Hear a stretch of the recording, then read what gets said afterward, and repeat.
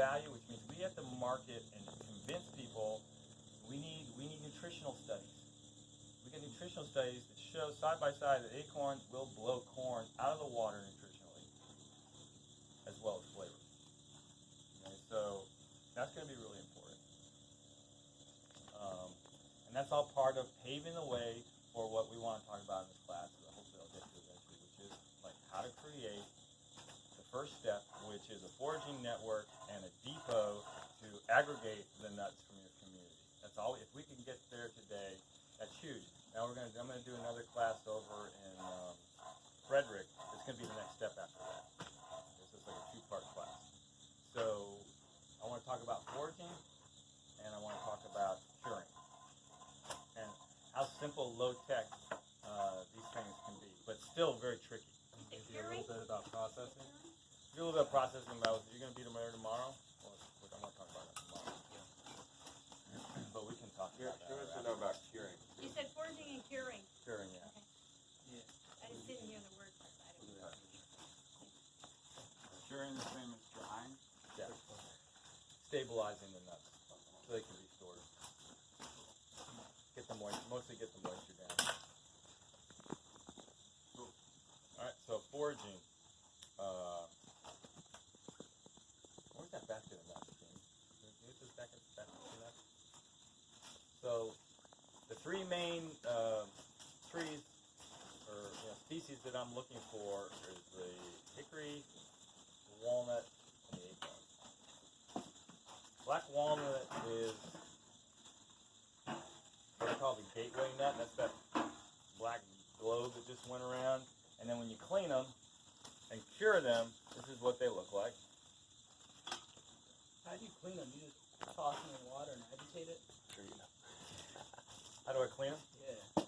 Well, that goes into processing and curing, but that's all right. You asked the question, so I'll answer it. So what we'll do is you got to get the hull off, and then you want to get all the hull schmutz that are stuck to the nut. Right.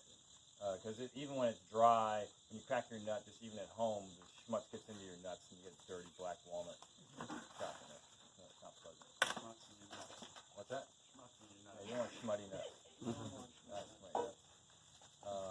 So what we do, traditionally people stomp on them with their heels, and then they just deal with, and then you rub the dirt off when it's dry.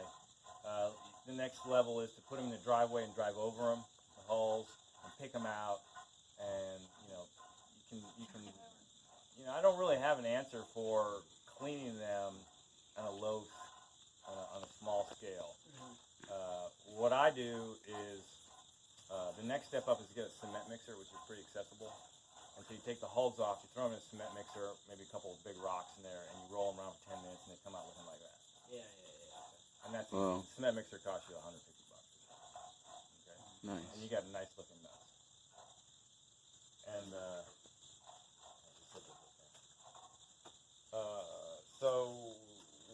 but for what I would recommend, what me and Kier were talking about is if he wants to get going, the first piece of machinery I would recommend people getting is a dehuller. And this is it's so simple, a dehuller. We got this online. These Indian guys from India were doing this with English walnuts. Appropriate technology is to take a lime spreader, put a 55-gallon drum, take the hopper off, which is a cone-shaped thing, put a 55-gallon drum on there, put some expanded metal on the spinner, because the lime spreader basically spins. You know those little things that spin that spray seeds or fertilizer or whatever? Well, this is just the big one that goes on your tractor, all right? So expanded metal on there, and it just and that thing spins around at 540 revolutions per minute, whatever tractor PTO is, and the things just roll around, and in 5 minutes you have a 55-gallon drum of nuts that are completely clean, ready to go in the cement mixer. So that conversion, not hard to do. We're going to start making those and have those available for people who don't have the capacity to do the welding and all that stuff. And then we have a smaller model that's we're making out of lawnmowers, riding mower decks. So you can run off an electric motor, so you don't have to have a tractor. And it'd be like a 10 or 15 gallon hopper. And then all of a sudden, if Kira gets and Jamie get an aggregation station here, they can open basically their floodgates. When you say you buy walnuts, then the floodgates open up, because that's the most accessible nut. That's the gateway nut. That's the one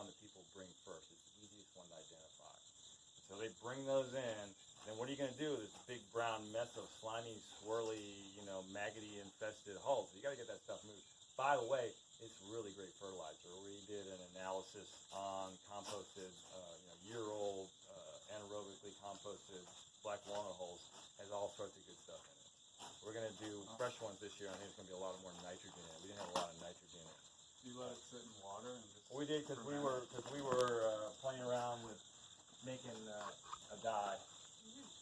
It's the black walnut dye. It's a 5:1 ratio reduction would be made out of it. And we had a bunch of holes left over, and we were like, we're not gonna be able to use it. Let's figure out fertilizer because this another one of the myths is that black walnuts are poison for plants. Another myth. Okay, I guess there's a little bit of truth to it, but the juglans compost quite rapidly and it is an amazing fertilizer. So don't underestimate the wealth that is in those holes. The maggots are an amazing source of food. You put them over a screen, they're designed to drop off and pupate in the ground. So you take those holes and lay them on a screen, the maggots drop off and you can just scoop up maggots, which are, you saute them in hickory oil, a little bit of salt. Do you know what they turn into? What kind of flies or whatever they turn into? Well, they're called hull maggots. I immediately thought to put that system in the chicken yard. Chicken yards. Yeah, I mean, when you start doing hulls, you got chickens, they come over the hulls and they are on it and they're cleaning it out. For me, I always think of animal or human consumption, but we're thinking animal consumption. But yeah, chicken hull for sure. They're not into maggots. So they're a fly that lays its eggs in walnut. And it's a sign of a healthy walnut. Really? Yeah, because the maggots won't mess around in a shriveled up dud nut. And they don't even mess with the nut anyway. You just let them do their thing, They're beautiful, man. They're beautiful. let nature take its course. Doing their thing. They're actually making the hull come off easier for you. All maggots are so necessary. Yeah. They're a beautiful resource. And one, that's a whole other spin-off industry right there. And So if you did a depot, if you did an aggregation depot, there's all of a sudden, that's what I'm envisioning, all these spin-off industries. Someone would have a little chicken protein operation. They would set up, you just bring your own, you kick your holes to them. They would have this little setup. They would harvest those things. They would dry them in one of these hoop houses, and they would have a little side business. It would take a lot of walnuts to make a full living off it, but you got these little industries. We're doing biochar. We have these guys, Living Web Farm, doing biochar with the walnut shells. And they're saying this is the best fuel that we've come across so far. When you have cracked walnuts, the airspace wood ratio is perfect. The density of the wood, it burns so slow and hot. He says this is the slowest, hottest fire we have, cleanest. And then guess what? The pH on the shells is something like 9 when it comes out on the biochar. Over the top. So if you want to, de-acidify some soil, my dream is someone does, the truffle thing is kind of I don't know, I haven't bought into it, but it would be fun to take the black walnut. One of the things with truffles, you got to have that pH way high. What if we got some hazelnuts and put this walnut hull or shell biochar in there to get the pH way up, and then do the truffles in that? Wouldn't that be cool if that was like one of the solutions to the truffle? With the hazelnut crop? The hazelnut crop. So these things are looping into each other now. I'm guessing generally untilled soil is generally a little on the acid side because of the mycelium, so 9 is nice to add to that, I think. Does that make sense to you? I'm just thinking. I'm not sure the context you're talking about. I'm talking about growing hazelnuts. Okay. Good for the hazelnuts. Well, yeah, the truffles if you look at a truffle operation, they have like clamshells all piled over it, trying to get that pH way up. Okay. So we could do that. Why bring in clamshells from the ocean or from who knows where when we got walnut shells? We make biochar, which has all sorts of other great attributes because it's the biochar and complexities. You inoculate that stuff, blah blah blah. And you could even maybe inoculate I'm getting way off here, y'all. Sorry. But just think if you inoculated you could inoculate these walnut shells with the mycelium of the truffles. Have that and sell that as something to put around your hazelnuts. I mean, I'm just making this. There's a up. species that grows with pecans too. Down south, they got an edible species of truffle that we can incorporate in pecan orchards. But these are like, we're talking about waste products. Yeah. I've read that black walnut shells is the hardest organic substance in the temperate region of the world. You heard that? Well, I know there's a whole bunch of industries. I mean, they've been using it for. If you go to Tractor Supply, you go to the sandblasting section. It's a lot of black walnut. Because black walnut chips paint, but it's not quite hard enough to chip metal, scratch metal. And so they're starting to show up in scrub exfoliants for skincare. I've seen it on scrub brushes. As the abrasive on there.